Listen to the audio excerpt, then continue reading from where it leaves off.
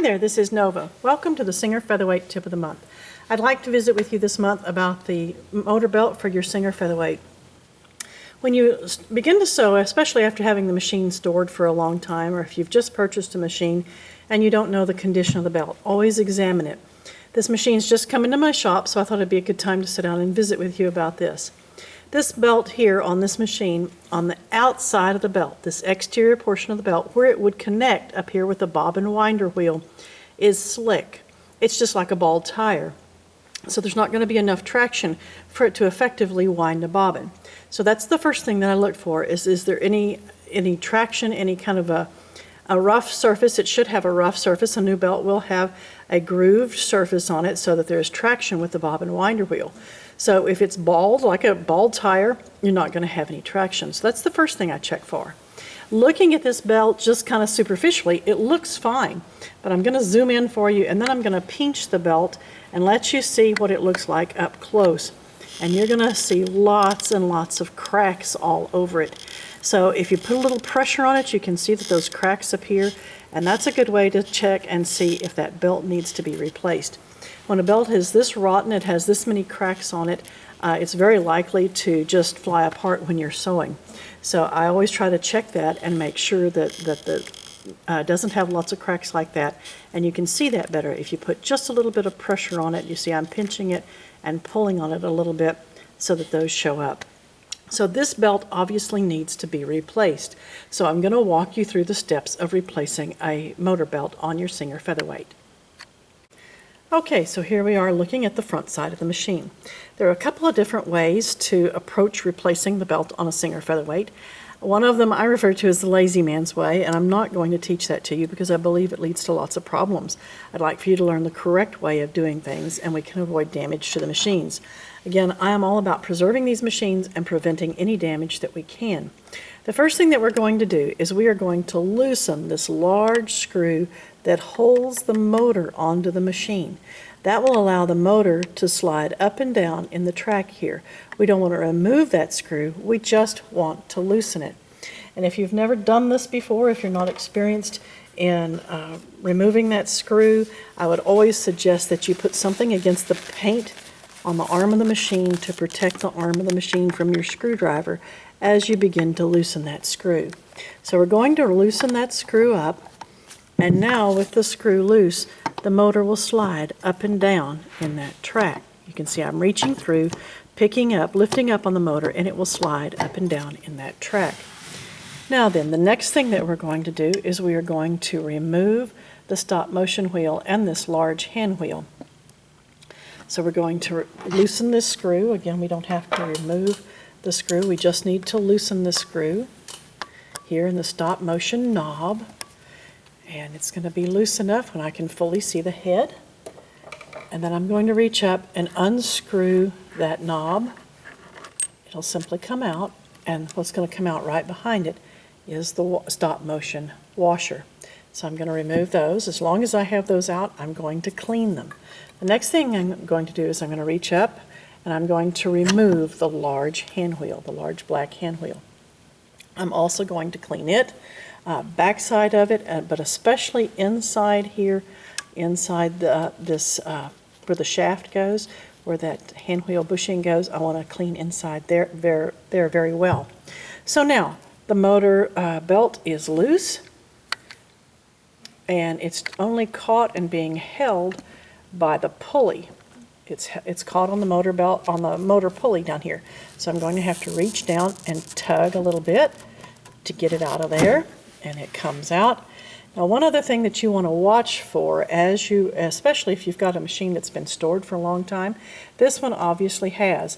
And you could see this. I didn't show you this as I was rotating the hand wheel around. You could see it though, that you see this obvious bump in the belt.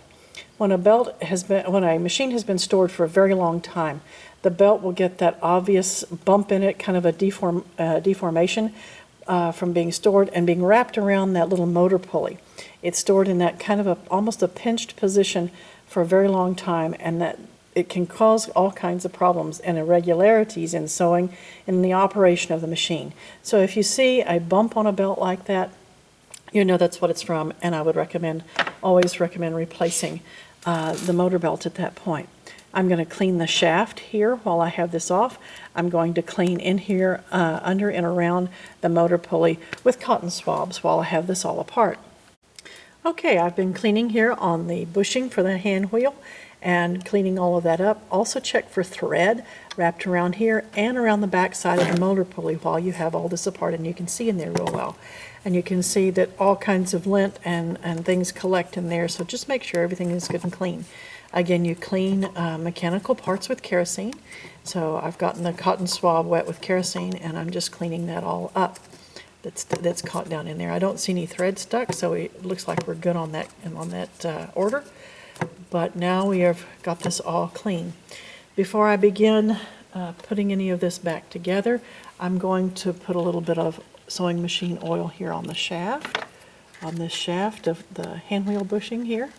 And I'm going to put it in here on the threads. Now, when you're cleaning, you want to be careful not to get cotton swabs in those threads. That'll just make a big mess for you. No cotton swabs or paper towels go in there. Just put you some kerosene in there and then some oil when you're finishing up. Now that's all nice and clean. So the first thing that I want to do is take the new belt, and I'm going to have to get it over this lip. You see this hand wheel, the motor belt pulley. The motor pulley here has a lip on it. Do you see that lip right there? The belt must be behind that lip. If it's just out here on this outer edge, it's going to fly off when the machine is sewing at a fast speed. Okay, the first thing I'm going to do is I'm going to put the motor belt around the pulley. Takes a little doing it to get it behind that lip. But you see there it's behind the lip. And now I'm going to hook it over the large hand wheel.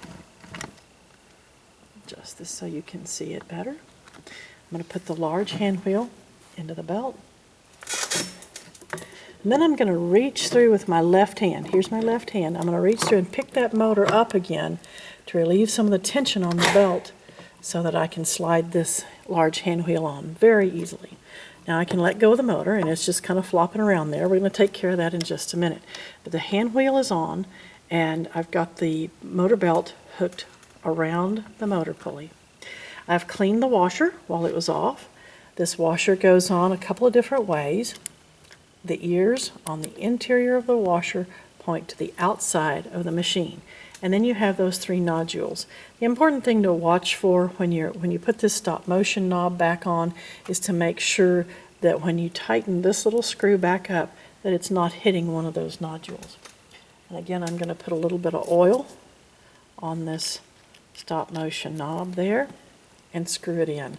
Again, you don't ever want to put cotton swab or paper towel on that when you're cleaning that up. It's a bit too much and it'll cause you problems with the lint on it. It looks like this is lined up well. So I'm going to tighten my screw. Check to make sure that that stop motion knob works well. Yep, looks like it's going to work great. Tighten that back up. Now, the belt is installed, but I've got a problem here that the motor is still loose, where I loosened it to give me some slack so I could get the belt up and over the motor pulley and around the hand wheel. So I need to go back and tighten up this motor.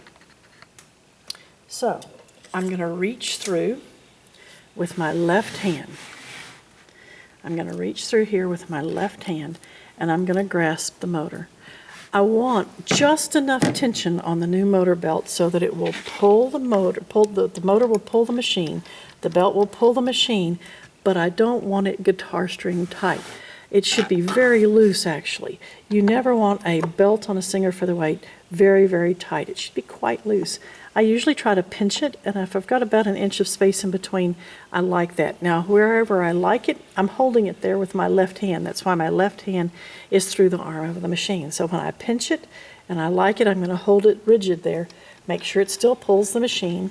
I'd rather it be too loose to start with and me have to go back and tighten it up rather than it be too tight and it can damage the motor, cause damage to the motor if it's way too tight. Now I've got it where I want it. I'm holding it with my left hand, holding the motor in place, and I'm tightening up on this screw with my right hand and the screwdriver. And you want to get that pretty good and tight so it doesn't shake down on you. A couple of things that have happened recently as I've shipped machines, people have shipped me machines, is in transit, this has worked its way down. As the machine is shaken during transit, the screw wasn't tight enough, and so when the machine arrived either here at my workshop or arrived at someone's home, that this was too tight. The belt was way too tight, and it caused the motor to be quite sluggish. So always check and see what your tension is on that motor belt. If you have any questions, I'd be more than happy to help you. You can always reach me through my website, novamontgomery.com. My email is nova@novamontgomery.com, and I hope that this has been beneficial for you. Happy stitching.